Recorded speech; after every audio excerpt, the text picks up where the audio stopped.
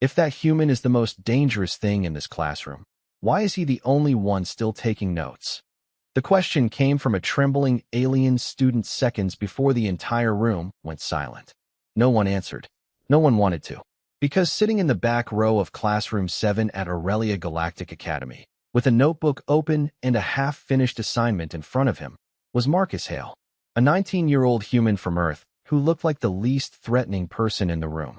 And somehow, that was exactly what made everyone nervous. The Academy was built to bring together the brightest young minds from across the galaxy. Students from worlds with stronger bodies, faster reflexes, and technology that made Earth's newest inventions look ancient walked those halls every day. The Ilari students could process information through neural implants.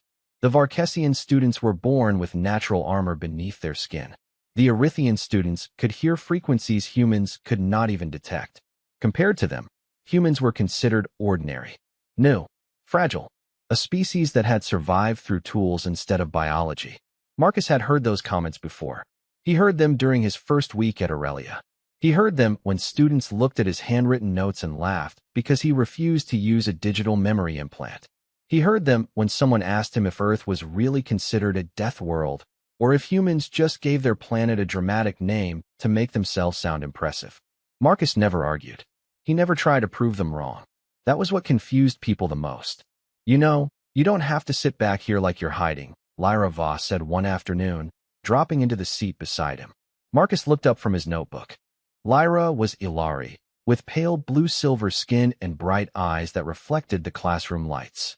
She was one of the few students who spoke to him like he was a person instead of an unusual species report. "I'm not hiding," Marcus said. "Then why sit in the corner every day?" she asked. Marcus glanced around the classroom.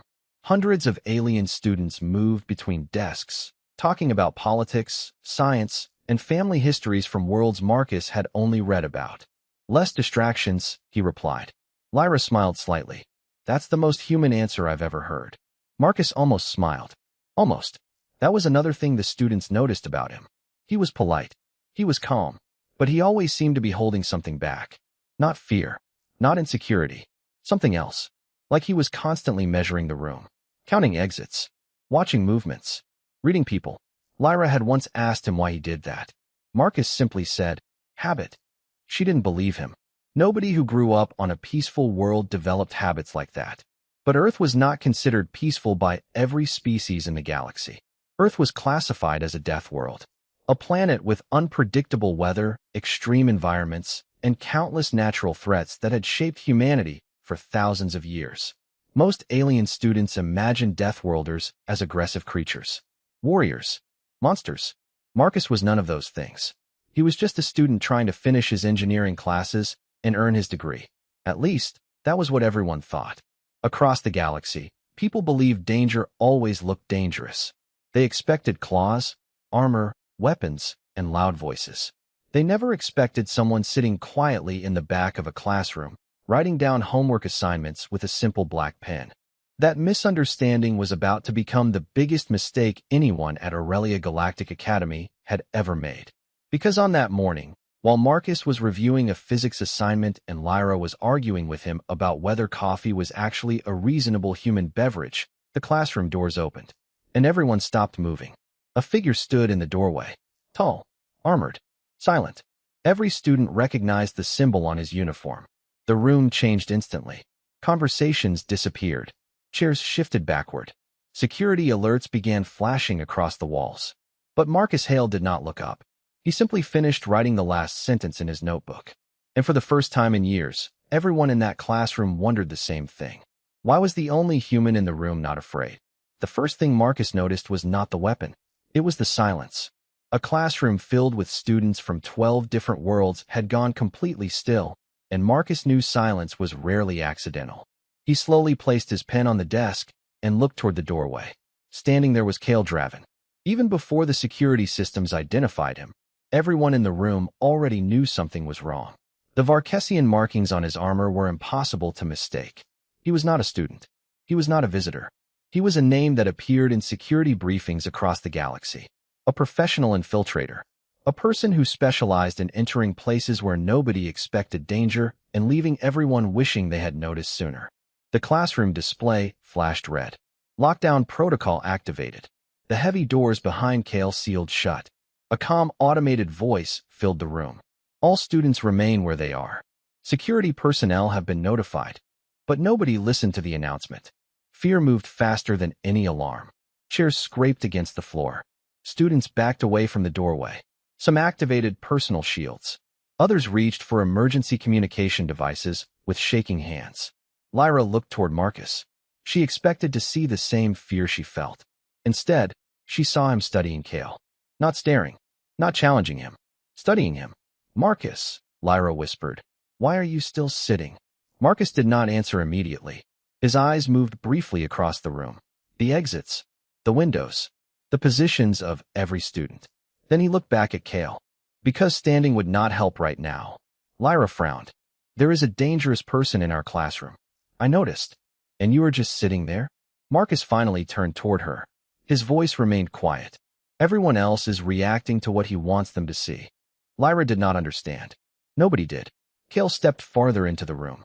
His armored boots made a slow, deliberate sound against the floor. He wanted everyone to watch him.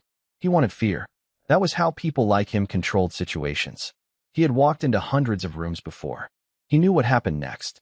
Species froze. Guards hesitated. Leaders surrendered. Fear always created the same pattern. But then his eyes stopped on Marcus, the only person who had not moved. Kale tilted his head slightly. "You." The entire classroom became even quieter. Marcus looked up. "Me?" Kale walked closer. Several students immediately moved away from Marcus, afraid they would become involved. Lyra stayed where she was. She did not know why. Maybe because Marcus did not look like someone waiting to be rescued. "Human," Kale said through his translator. "You are either very brave or very foolish." Marcus looked at him for a moment. Those are not the only options. A few students exchanged nervous looks. Nobody spoke to Kale that way. Not because he demanded respect, but because everyone understood what kind of person he was. Kale smiled slightly. "You think you are different because you come from a deaf world." Marcus said nothing. "I have met humans before," Kale continued. "Strong opinions. Short history. Too much confidence." He looked around the classroom. "Your species survives because you build machines to protect yourselves. Remove those machines, and what are you?" Marcus closed his notebook. "Still human." That answer bothered Kale more than anger would have. Because Marcus did not sound defensive. He sounded certain. Kale took another step forward. "Stand up." The command echoed through the classroom. Every student waited. Lyra held her breath. She expected Marcus to finally move, to prove he was not afraid. But Marcus remained seated for another second. Then he looked at Kale and said, "You are making a mistake." For the first time since entering the room, Kale stopped smiling. Not because Marcus threatened him, not because he raised his voice, but because the human sounded less like a victim and more like someone giving a warning. And that was the moment Kale realized he had entered this classroom without knowing the one thing that mattered most. He had no idea what kind of human was sitting in the back row. Kale Draven had faced trained soldiers, security officers, and powerful officials from dozens of worlds. He had seen fear in every species he encountered. Some trembled, some begged, some tried to pretend they were not afraid. But Marcus Hale was different. The human did not look fearless. That would have been easier to understand. Instead, he looked focused, like he was trying to solve a problem. Kale slowly moved through the classroom, watching Marcus carefully. "You know who I am," Kale said. It was not a question. Marcus glanced at the symbol on his armor. "Yes. And you are still sitting there." Marcus looked around the room. The other students were watching him now. The fear that had filled the classroom had shifted into confusion. Everyone wanted to know the same thing. Why was the human acting like this was a normal conversation? "I am sitting because you have not given me a reason to stand," Marcus replied. A nervous whisper moved through the classroom. Lyra looked at Marcus with disbelief. "Marcus, maybe now is not the time to make him angry." Marcus looked at her. "I am not trying to make him angry." "Then what are you doing?" she asked. Marcus paused for a moment. "Listening." That answer unsettled Kale more than an insult would have. The Varkesian assassin expected resistance. He expected panic. He expected a human student to make emotional mistakes. Instead, Marcus was doing something Kale had learned to fear in experienced opponents. He was gathering information. "You think you understand what is happening," Kale said. You think sitting there makes you special. Marcus looked at him calmly. No, no. Cale repeated. Then explain it. Marcus leaned back slightly. You entered a room full of students. You activated the lockdown system. You blocked the exits. You made everyone afraid. But you have not hurt anyone. Several students looked toward Marcus. They had not noticed that detail. They had only seen the danger. Cale's expression changed slightly. You are analyzing me. Yes. Why? Marcus looked at the classroom around him. Because understanding someone is usually better than guessing. For a moment, nobody spoke. Even the security announcement seemed quieter in the background. Lyra watched Marcus carefully. She had spent weeks sitting beside him, sharing meals, discussing classes, and listening to his stories about Earth. But she suddenly realized she had never actually understood him. He was friendly. He was patient. He helped classmates with assignments. Yet there was always a part of him that stayed distant. A part that watched instead of reacted. Marcus, Lyra whispered. How do you know what he is going to do? Marcus did not answer immediately. He looked at Cale's hands, then his stance, then the way he positioned himself between the students and the door. I do not know, Marcus said. I make observations. Cale gave a quiet laugh. You sound like a soldier. The room became still. Marcus looked away for half a second. It was a small movement, almost impossible to notice. But Lyra noticed. Something had changed. I am a student, Marcus said. Cale stepped closer. That was not my question. Marcus remained silent. For the first time, the confidence in Cale's voice weakened slightly. He had expected the human to be simple, a young creature from a young species. But every answer Marcus gave created more questions. Then the classroom doors suddenly displayed a new message. Security response delayed. The academy systems had failed to resolve the situation. The students realized help was not arriving yet. Cale looked around the room. He knew the advantage had returned to him. But before he could speak, Marcus slowly closed his notebook and placed it inside his bag. The simple action caught everyone's attention. Because until that moment, Marcus had been a student watching a dangerous situation.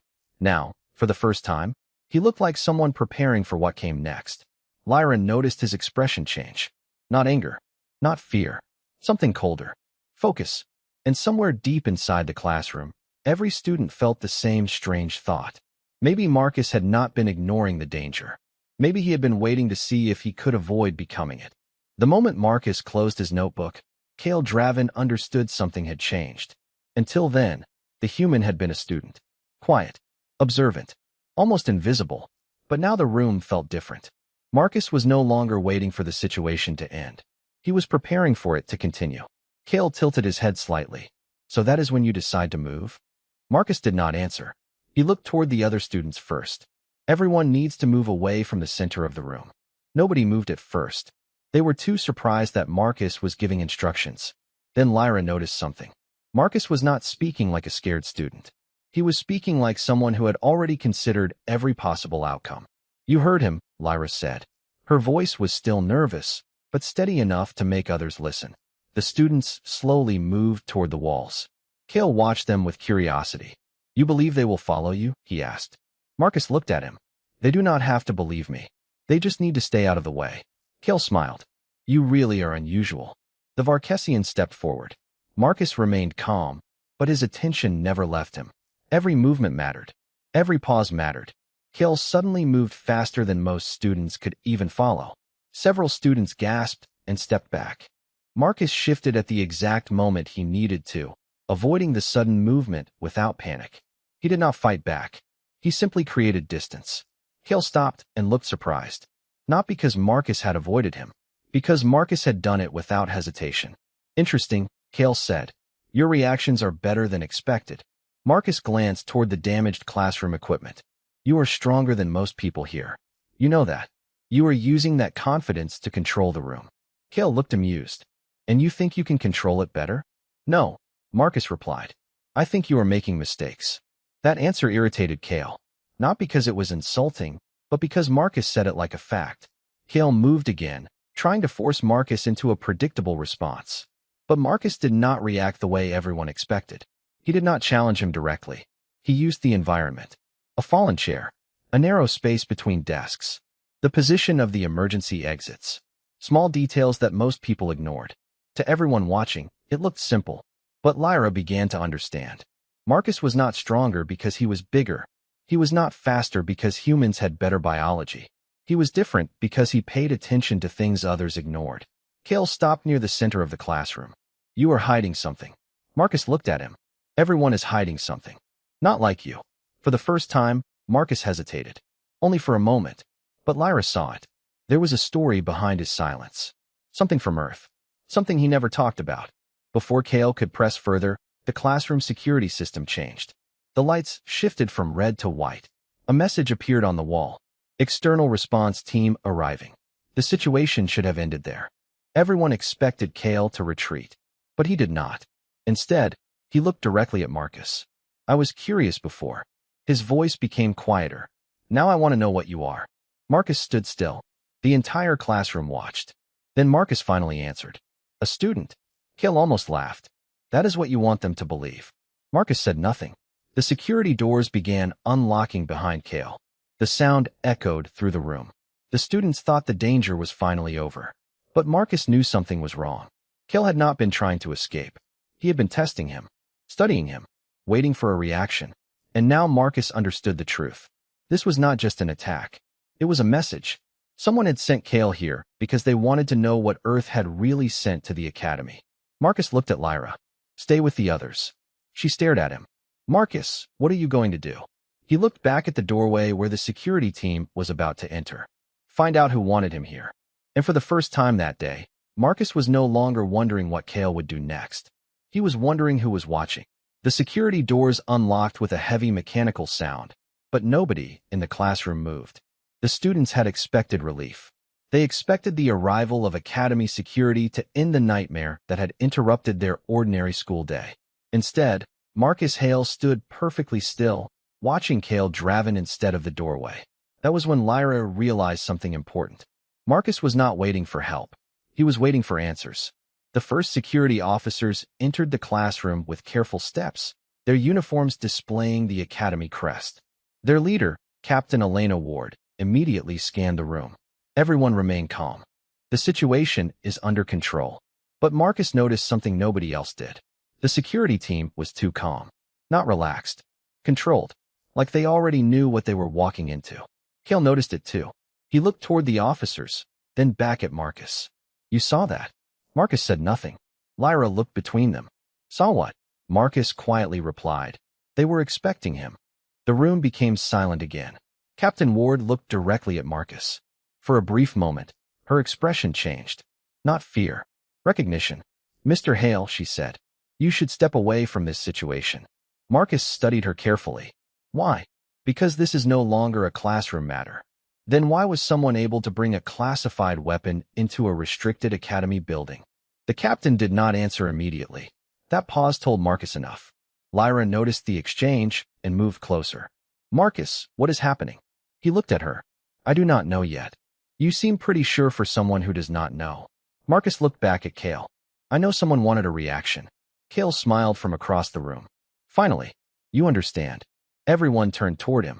This was never about the students, Kale continued. It was never about this classroom. His eyes stayed on Marcus. It was about finding out if the stories were true. The students looked confused. Lyra frowned. What stories? Kale slowly walked toward the center of the room. The stories about Earth. Marcus remained silent. For years, the galaxy has argued about humans, Kale said. Some believe you are nothing special. Others believe your species is a hidden threat. He looked at Marcus. I wanted to know which one was correct. Marcus's expression did not change, but inside, something shifted. He had spent years trying to avoid becoming a symbol, a representative of Earth, a reminder of every rumor surrounding humanity. He was just Marcus, a student, someone who wanted to study engineering and live a normal life. But the galaxy did not see him that way. To them, every human was a question. Every human was a mystery. Captain Ward stepped forward. This conversation is over. Kale ignored her. Tell me something, human. When you entered this academy, did you really believe nobody would notice? Marcus finally answered. I hoped they would not care.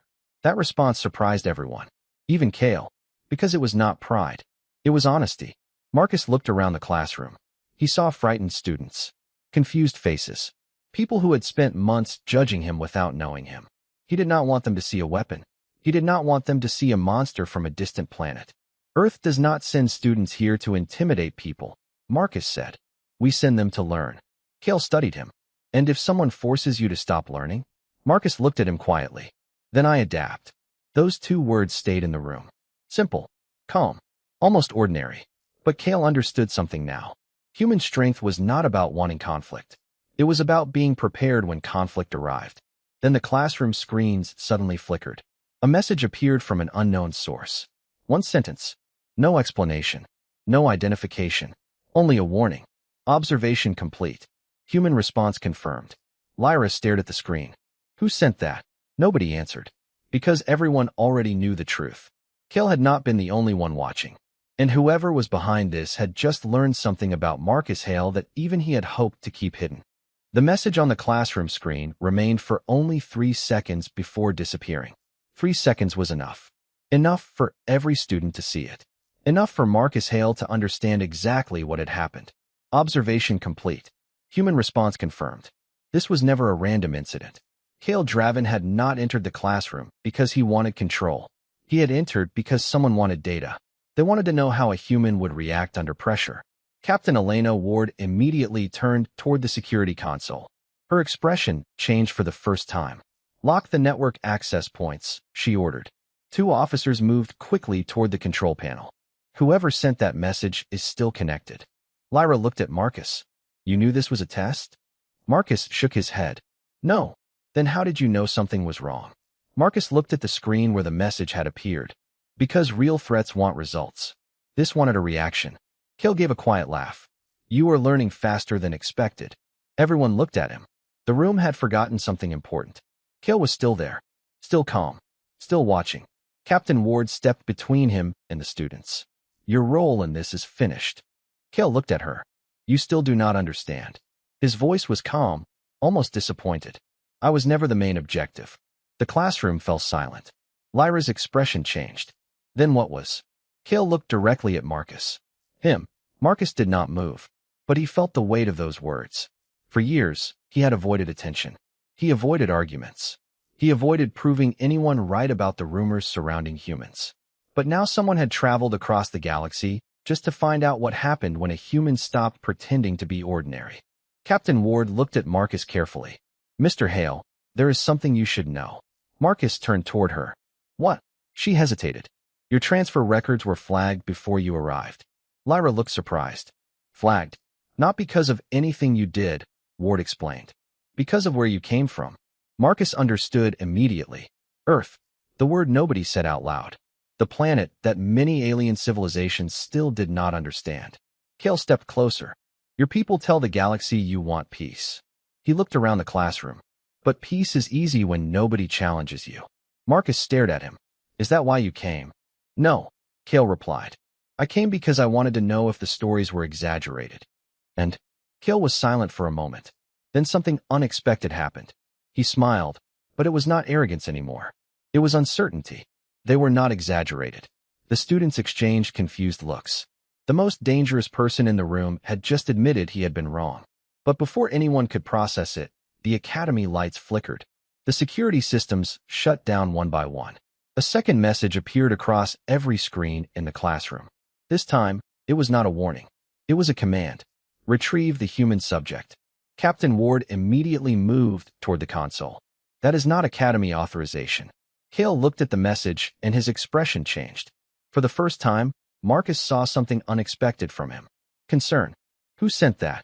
Lyra asked. Cale did not answer. Marcus noticed. You do not know. Cale looked at him.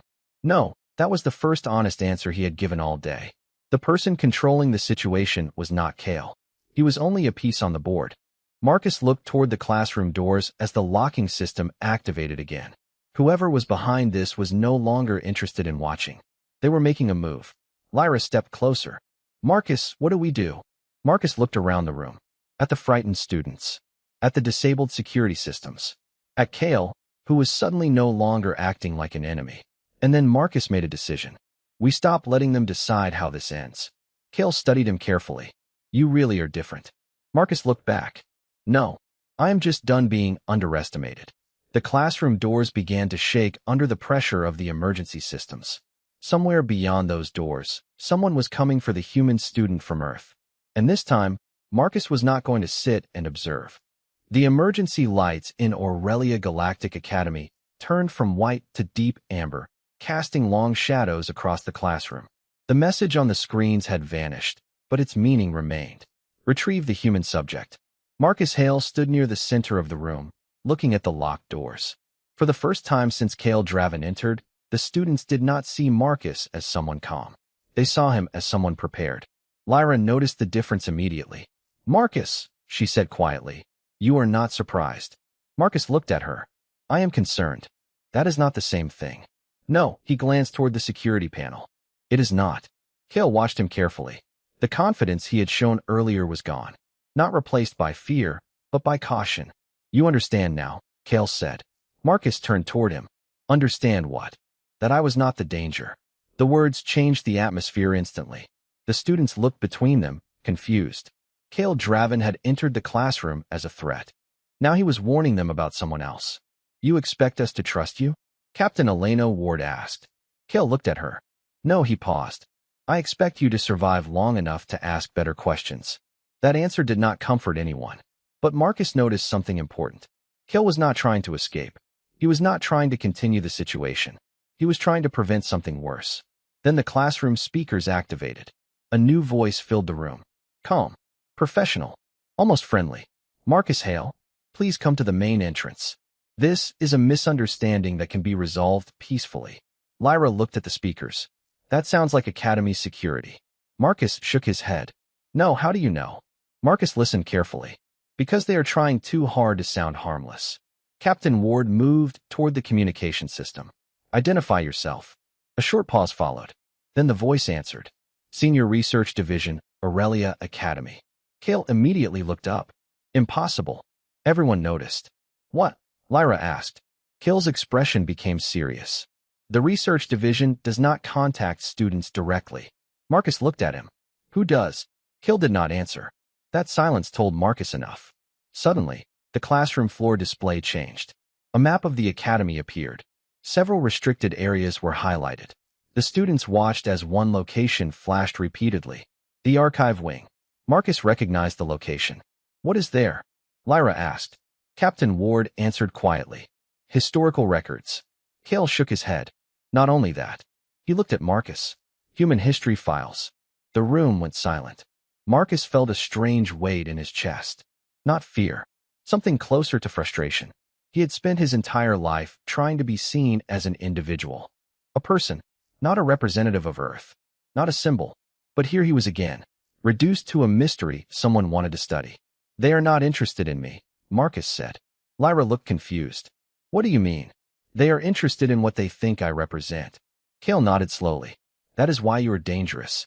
Marcus looked at him. "I am dangerous because people do not understand me." "No," Cale replied.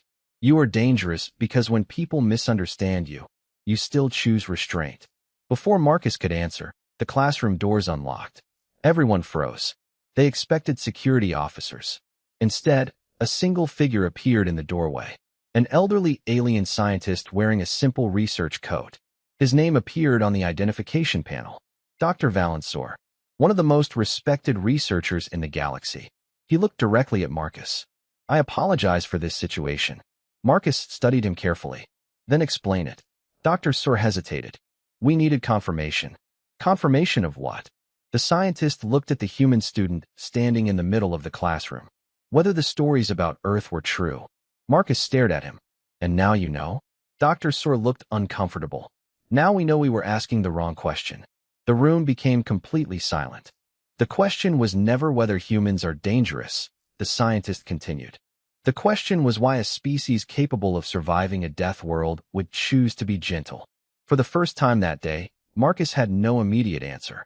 Because that was the one thing even he struggled to explain. Then Dr. Sur looked toward the academy map. "But we have a bigger problem." The archive wing alarm activated. Something inside the academy had changed. And this time, everyone understood the same thing. Marcus Hale was not the experiment. He was the warning. The archive wing alarm echoed through Aurelia Galactic Academy. And for the first time that day, Marcus Hale looked genuinely concerned. Not afraid. Concerned. There was a difference, and Lyra noticed it immediately. "You know what is in there," she said quietly. Marcus looked toward the academy map glowing on the classroom wall. "No," he paused. "But I know why someone wants us to think it matters." Dr. Valen watched Marcus carefully. The old scientist had spent decades studying civilizations across the galaxy, but the human standing in front of him was unlike any subject he had ever examined. Marcus did not ask what was happening because he was afraid. He asked because he wanted to understand. "Come with me," Dr. Sor said. Captain Elena Ward immediately stepped forward. "That is not happening." The scientist looked at her. "Captain, if my theory is correct, keeping him away from the archive is exactly what whoever started this situation wants." Nobody liked that answer, but everyone knew it made sense. The group moved through the academy corridors under increased security. Students watched from behind transparent barriers as Marcus walked past. Hours earlier, he had been just another exchange student. Now everyone was wondering what he really was. Lyra walked beside him. "Does this bother you?" Marcus looked at her. "What?" "Everyone looking at you like you are something they need to understand." Marcus was quiet for a moment. "Yes." Lyra seemed surprised. "You admit that?" "Of course." Marcus looked ahead. "People think being calm means something does not affect you. And it does. Everyone gets tired of being misunderstood." That answer stayed with Lyra, because for the first time, she saw something beneath Marcus's controlled exterior. Not a warrior, not a mystery, just a person who had spent years being judged before anyone knew him. When they reached the archive wing, the doors opened automatically. Inside was not a weapons facility, not a military research center. It was a library. Thousands of records from civilizations across the galaxy filled the massive chamber. Dr. Sor walked toward a central display. 300 years ago, when humans first appeared on the galactic stage, we made a mistake. Marcus looked at the screen. What mistake? The scientist activated the archive. Images appeared. Old reports. Historical records. Human exploration missions. Early diplomatic meetings. We measured every species by what they could do when threatened, Dr. Sor explained. The strongest species attacked. The weakest surrendered. That was the pattern. He looked at Marcus. Humans did not follow it. The screen displayed old footage of humans helping alien colonies during disasters, sharing technology, and refusing territorial expansion when they had opportunities to take advantage. Lyra watched in surprise. You are saying humans were powerful enough to take control? Dr. Sor nodded. According to our models, yes. Marcus stared at the records. Then why did nobody believe that? The scientist looked uncomfortable. Because restraint confused us. A quiet moment followed. Then the archive system suddenly activated by itself. A hidden file appeared, accessing unknown human classification. Everyone froze. Marcus stepped closer. That is impossible. Dr. Sor looked at him. Why? Marcus stared at the screen. Because that classification does not belong to Earth. The file opened. A message appeared. Not from the Academy. Not from the research division. From somewhere much older. The words were simple. Humanity was never the experiment. Humanity was the observation. Lyra looked at Marcus. What does that mean? Marcus did not answer. Because deep down, he already understood. Someone had not been studying humans to discover if they were dangerous. Someone had been studying humans because they were afraid of what would happen when humanity stopped holding back. Then another line appeared beneath the message. Earth Contact Protocol has been activated. Dr. Sor's expression changed. That should not exist. Captain Ward looked at him. Why? The scientist slowly turned toward the others. Because the protocol was created for one situation only. Marcus looked at the screen. What situation? Dr. Sor answered quietly. When humanity decided it was no longer safe to remain patient. The entire archive fell silent. And somewhere beyond the Academy walls, a signal had already begun traveling back toward Earth. The morning after the attack, the galaxy expected a speech filled with anger. They expected accusations, demands for revenge, and a reminder of every mistake the Elysian Ascendancy had made. Instead, Sergeant Cole Dempsey stood quietly beside Queen Beatrice in the restored diplomatic hall, watching sunlight pass through the repaired glass above them. The same room that had once been filled with panic was now filled with silence. But this time, the silence was different. It was not fear. It was respect. Across the chamber, representatives from dozens of worlds watched the human soldier with new eyes. They had spent years measuring humanity by technology, military rankings, and population statistics. They had never considered something simpler. They had never considered what kind of people would stand their ground when nobody was watching. Queen Beatrice stepped forward, her ceremonial robes no longer representing only power, but responsibility. She looked toward the human who had refused to leave when every logical calculation said he should. "My guards were chosen because they were believed to be the strongest," she said. "But strength is not measured by the armor you wear or the weapons you carry. It is measured by the promise you keep when there is nothing to gain." The room remained silent. Even the most prideful alien delegates had no argument. Cole lowered his head slightly. He did not accept the attention the way a hero from old legends might have. He simply looked uncomfortable standing in front of so many people. "I was doing my job," he said. It was a simple answer. Almost too simple. But that was exactly why it mattered. The galaxy had expected humanity to seek glory. Instead, humanity had shown something far more confusing. They protected because it was right. They stayed because leaving was not an option. They helped because someone needed help. Over the following months, stories of that day traveled beyond the borders of the Elysian Ascendancy. Young soldiers across distant worlds studied the actions of one human and questioned their own understanding of courage.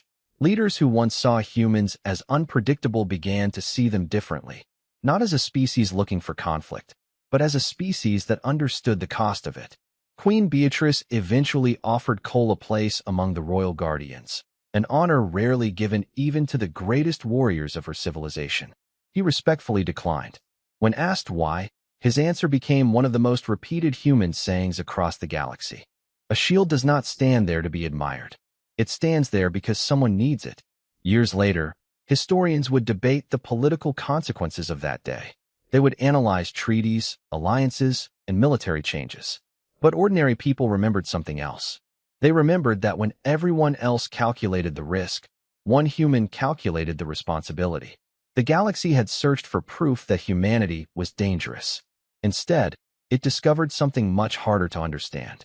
Humanity was not dangerous because it enjoyed power.